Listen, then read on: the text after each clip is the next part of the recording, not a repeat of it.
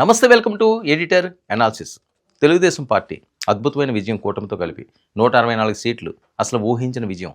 మరి దీన్ని నిలబెట్టుకోవాలంటే ఏం చేయాలి? 151 సీట్ల నుంచి 11 సీట్లకు పరిమితమైన వైఎస్ఆర్సీపీ గతంలో ఎలాంటి కార్యక్రమాలు చేసిందో, ప్రజల్లో ఎంత వ్యతిరేకత వచ్చిందో అందరికీ తెలిసిన విషయమే. మరి 164 సీట్లు ఉన్న వీళ్ళు ఆ రకంగానే చేస్తారా? మంచిగా చేసి మరోసారి గెలుస్తారా? ఇది జరుగుతున్న ప్రశ్న. ఇందులో భాగంగా ఏంటంటే చాలామంది మంత్రుల మీద అవనియండి, లేకపోతే ఎమ్మెల్యేల మీద విపరీతమైన అవినీతి ఆరోపణలు వస్తున్నాయి. పదే పదే చంద్రబాబు నాయుడు గారు, పవన్ కళ్యాణ్ గారు హెచ్చరించినా వీళ్ళు ఎక్కడా కూడా మారట్లేదు. అందుకనే 2029 కట్ లిస్ట్ ఇప్పటి నుంచి రెడీ చేశారు. ఎవరెవరికి టికెట్లు ఇవ్వాలి, ఎవరెవరిని పంపించాలని. టీడీపీలో ఇదొక తుఫానుగా మారింది అని. ఇక ఏపీ రాజకీయాల్లో టీడీపీ ఎమ్మెల్యేల ప్రవర్తన ఇప్పుడు హాట్ టాపిక్. పార్టీలో హై లెవెల్ ఇంటర్నల్ గదుల్లోకే పరిమితమయ్యే చర్చ ఇప్పుడు రోడ్డు మీదకు దూసుకొచ్చింది. సీఎం చంద్రబాబు తొలి 6 నెలల్లోనే అసంతృప్తితో కొరడా జురిపించాల్సిన పరిస్థితి. పలుమార్లు ఆగ్రహంతో ఎమ్మెల్యేలకు వార్నింగ్. తీరు మార్చుకోకపోతే కఠిన చర్యలు తప్పవని సంకేతాలు. కొంతమంది చాలా రెచ్చిపోతున్నారు. ఇదే పార్టీలో ఇంటర్నల్గా వినిపిస్తున్న పెద్ద ఆరోపణ. అధిష్టానం నేతలే ఎలా సర్దిదిద్దుకోవాలని తల్లడిల్లేంత తీవ్రత పెరిగిపోతుందని. ఇక బాధ్యత లేకుండా వ్యవహరిస్తున్న ఎమ్మెల్యేల సీక్రెట్ లిస్ట్ రెడీ చేస్తున్నట్లు వస్తున్న ప్రచారం. ఉమ్మడి జిల్లాల వారీగా ఫిల్టరింగ్. ఎమ్మెల్యేలపై వచ్చే ఫిర్యాదుల మీద కంటి మీద కునుకు లేకుండా నిఘా. ఇప్పటికే కొంతమందితో సీఎం 1-to-1 చర్చ. కొందరు మారిపోయారు, ఇంకొందరు అదే గేర్లో కొనసాగుతున్నారని పార్టీ రిపోర్టులు. ఆల్రెడీ చంద్రబాబు నాయుడికి తెలియంది ఏమీ ఉండదు. ఏ నియోజకవర్గంలో ఏం జరుగుతుందో మొత్తం చిట్టా ఎప్పటికప్పుడు ఆయన వచ్చేస్తుంటుంది. ఎందుకంటే ఇప్పుడు రాజకీయ నాయకుడు కాదు ఆయన. ఆయనకి ఎక్కడెక్కడ ఏంటి ఆమ్యాయాలు జరుగుతాయి అన్నీ తెలుసు.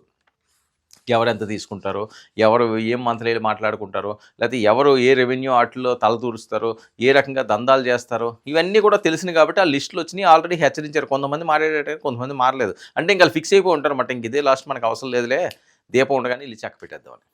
ఇక తాజా నివేదికలకు మాత్రం మరింత షాకింగ్. కొంతమంది ఎమ్మెల్యేలు రెచ్చిపోయే స్థాయిని డబుల్ చేశారు అన్న ఇన్పుట్స్. నంద్యాల పార్లమెంటు పరిధిలో 5 ఎమ్మెల్యేలపై తీవ్ర ఆరోపణలు. స్థానిక కార్యకర్తలే కంప్లైంట్ ఫైల్ చేసిన పరిస్థితి. అదేవిధంగా ఉమ్మడి చిత్తూరు జిల్లాలో 8 మంది, విజయనగరం జిల్లాలో 5 మంది, నెల్లూరు, శ్రీకాకుళం జిల్లాలో 4 చొప్పున, ప్రకాశం జిల్లాలో 3కి సంబంధించిన రిపోర్టు ఈ కట్ లిస్టులో ఉన్నట్లు రాజకీయ వర్గాల్లో పెద్ద ఎత్తున చర్చ. ఇక పార్టీ కీలక వ్యూహకర్త మంత్రి నారా లోకేష్ స్వయంగా రంగంలోకి. ఎమ్మెల్యేలను లైన్లో పెట్టేందుకు క్లాస్ తీసుకునే ప్లాన్ రెడీ. కొత్త సంవత్సరం తర్వాత ఈ ఇంటర్నల్ ఆపరేషన్ ప్రారంభమయ్యే అవకాశాలు స్పష్టంగా కనిపిస్తున్నాయి. ఈ మొత్తం లిస్ట్ వచ్చేసిందండి. నంద్యాల పార్లమెంటు పరిధిలో 5 అలాగే ఉమ్మడి చిత్తూరు జిల్లాలో 8 మంది అట, ఆయన సొంత జిల్లాలో. విజయనగరంలో 5 నెల్లూరు, శ్రీకాకుళం వీటిలందరూ 4 చొప్పున. ఇవేంటి? కూటమిలో ఉన్న ఎమ్మెల్యేలు కాక ఓన్లీ టీడీపీ లిస్టు నేను చెప్తున్నాను. కూటమిలో ఉన్న ఎమ్మెల్యేల మీద కూడా ఉన్నది. ఇక అధిష్టానం స్పష్టంగా ఆలోచనలో పడింది. అందుకే తీవ్రస్థాయి హెచ్చరికలు. ప్రవర్తన మార్చుకోకపోతే 2029లో టికెట్ ఉండదని ఫుల్ క్లారిటీ. దీనికి కూడా సిద్ధపడి గీత దాటితే వెంటనే కఠిన చర్యలు. ఎవరైనా, ఏ స్థాయి వారైనా, ఎలాంటి చరిత్ర ఉన్న వాళ్ళైనా సరే ఎట్టి పరిస్థితుల్లోని క్షమించేది లేదు. పార్టీలకు లోబడి క్రమశిక్షణతో నడుచుకోవాలి.